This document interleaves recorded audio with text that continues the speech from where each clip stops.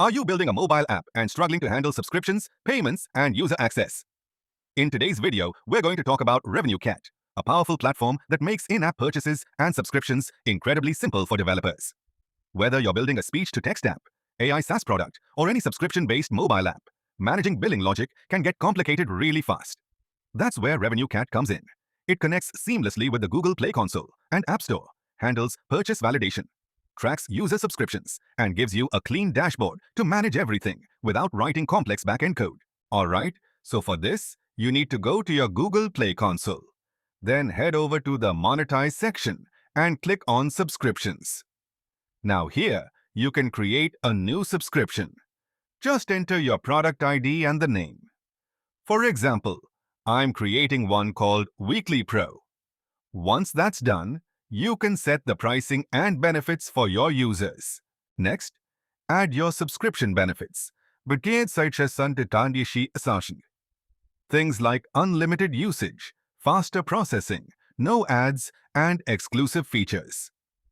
This is what convinces users to subscribe, so make it strong. After that, set the age restriction based on your app's content to make sure everything is compliant. And finally, just select all countries so your subscription is available worldwide. Once that's done, you're ready to move on to pricing. Alright, now the next step is to create your base plan. So here you need to add a base plan ID. I'm giving it as weekly_pro.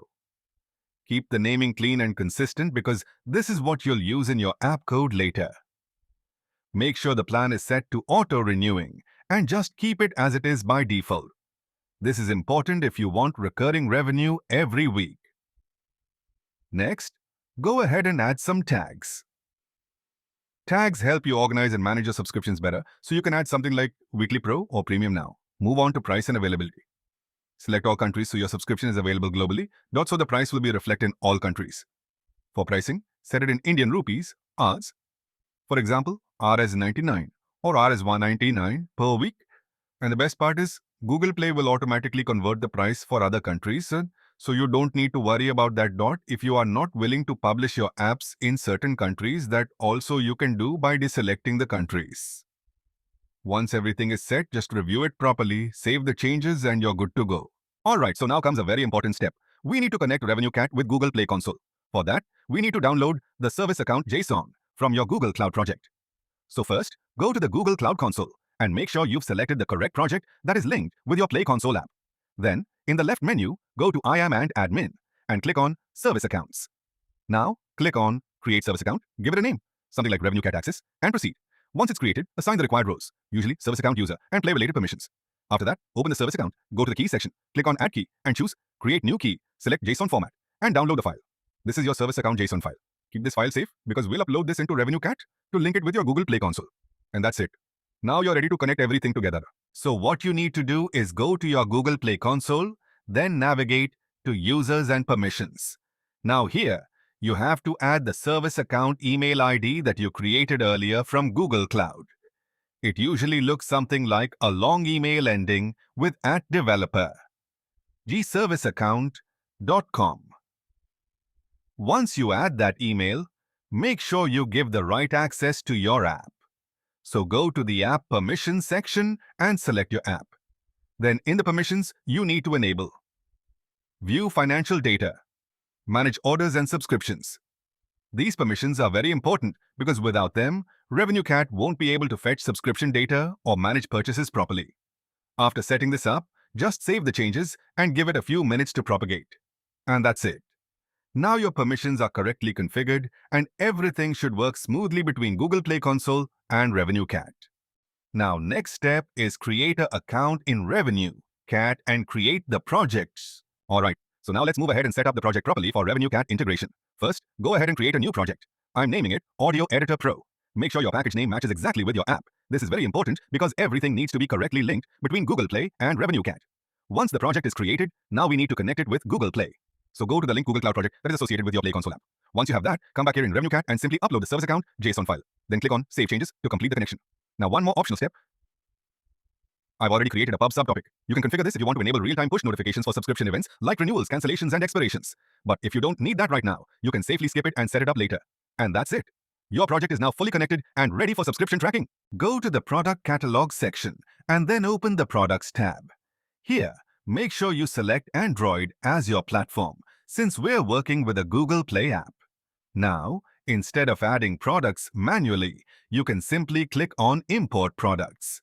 Once you do that, RevenueCat will automatically connect with your Play console and fetch all the subscription products you created, including your base plans like Weekly_Pro. The best part is, it also automatically creates and links the entitlements, so you don't have to configure everything from scratch. So this makes the whole integration much easier and faster. You can use the default offering if you want, but here I'm creating a new one. I'm naming it Sale. Now, inside this offering, you need to add a package. So go ahead and add a new package and then select the associated plan. In my case, I'm choosing the Weekly_Pro plan that we created earlier. Next, you'll need to give an identifier for this package. I'm keeping it simple as weekly, so it's easy to manage in code later. After that, add a clear description, something like unlock all premium features with weekly access. This helps when you want to display details inside your app UI. Now, once everything is set up, make sure to mark this sale offering as the default offering. So whenever your app loads the paywall, this is the one that gets shown automatically, and that's it. Your offering is now ready and connected with your subscription plan. Now the important part is, this entitlement is what you'll actually use inside your Flutter project to control access. So whenever a user purchases your subscription, RevenueCat will unlock this entitlement, and you can check it in your app to decide whether the user should get premium features or not. In your Flutter code, you'll simply fetch the customer info and verify if the entitlement is active. If it is, you unlock things like premium tools, no ads, unlimited usage, and so on.